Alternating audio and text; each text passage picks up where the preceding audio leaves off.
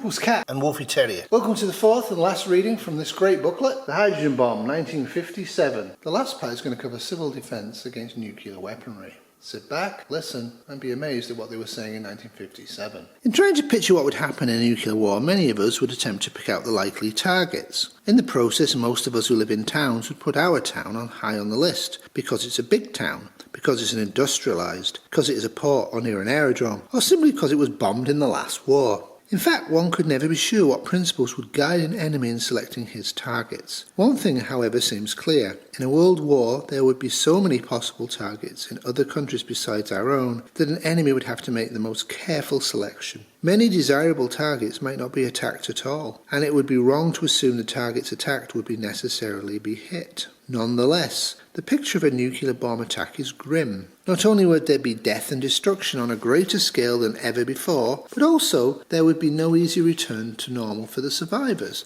It would mean a long struggle to keep life going, and the bulk of the country's resources would be concentrated on relief and rescue in the worst-stricken areas. Page 26. The problem. The course of a war in which nuclear weapons were used would depend very largely on the action of our own and our allies' defence forces. This action is, however, outside the scope of this booklet. More than ever before, however, the morale and activity of civilians in all the countries involved would be the most important, if not decisive, factor. The problems to be considered here are, therefore, how can lives be best saved, how can casualties and sickness best be minimised, and how can life best be kept going. These are civil defence problems. Some of the methods of tackling them and the organised forces available are discussed below. Page 26. Evacuation. The more widely people were dispersed, the fewer the casualties would be caused by blast and heat. The government have already stated that they are considering proposals for moving from the most crowded areas priority classes, comprising mothers, young children and adolescents and the aged infirm. Such a movement would be much bigger than anything attempted in the last war, and many problems would obviously arise in organising such a large transfer of people, and at the same time ensuring that economic life of the nation was not brought to a stop if war did not come after all.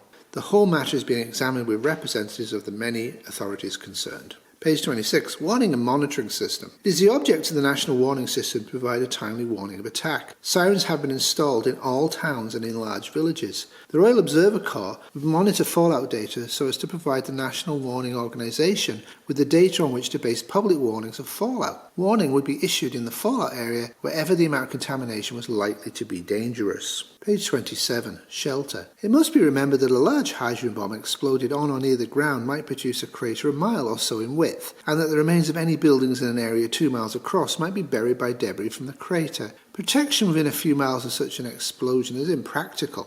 But over a very large area, at a greater distance from the explosion, many lives could therefore be saved by making full use of the best available cover, particularly against fallout, the effects of which are extended far more widely than the effects of blast. Many houses and other buildings have accommodation which can be readily adapted to give protection against fallout. Page 27. Control in fallout areas. We have seen that arrangements are being made for the Royal Observer Corps to measure fallout over the whole country, and that its post would provide information on which warning of approaching fallout could be given to the public. Arrangements are also being made to tell people in areas actually contaminated by fallout what to do. If these people followed the rules, radiation sickness will be kept to a minimum. Page 27. The household. In contaminated areas, many people would have to remain under cover for 2 or more days. It follows that they would need adequate stocks of food and water. Indeed, the household would have to be organised as the basic unit of survival. We have also seen that the protection which an ordinary house provides against the various hazards can be improved. But, above all,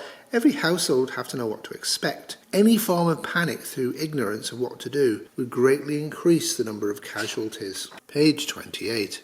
The victims of attack. After a hydrogen bomb explosion, vast numbers of people would be in dire need of help. In the immediate vicinity of the bomb crater, there would be few survivors. Further out, however, there would be people trapped in damaged buildings. Others would be injured and needing urgent first aid. Others, though uninjured, would be shocked and dazed. There would be a great number of homeless who would have to be looked after and fed. Where would these people find help? Help might come from a friendly neighbour if he himself were not in trouble, but much more would be needed, and it could only be effective when properly organised. Page 28. The Civil Defence Services. The Civil Defence Corps and its part of the Industrial Civil Defence Service are specially organised for this purpose. The Corps provides the wardens. It has special sections trained to deal with control, signals, reconnaissance, rescue, ambulance and first aid duties, emergency feeding and welfare generally. The welfare section is closely associated with the Women's Voluntary Services, who encourage as many of their members as possible to join the Corps and to give every assistance to local authorities for its organisation and training. But would all members of the Civil Defence Services be properly trained, and would they be available in adequate numbers? Certainly not today.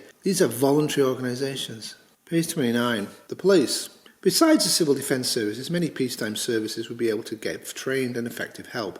The police, for example, as guardians of the public, would have a vital task. In this they would have the aid of the Special Constabulary, and they would have to carry out the main peacetime duties of preserving law and order in conditions of great difficulty. Even more than in peacetime, the public would look to them for help and advice. Page 29. Fire Service. In war, the fire brigades maintained by local authority would be brought under central control and formed into the National Fire Service. This would be greatly expanded by the mobilisation of several thousand Royal Air Force reservists trained in firefighting. But as these numbers would still not be enough, the Auxiliary Fire Service is needed to fill the gap. At present, there are not enough volunteers in the AFS. It needs large numbers of men to be trained in peace for firefighting duties and women for communications work and similar duties.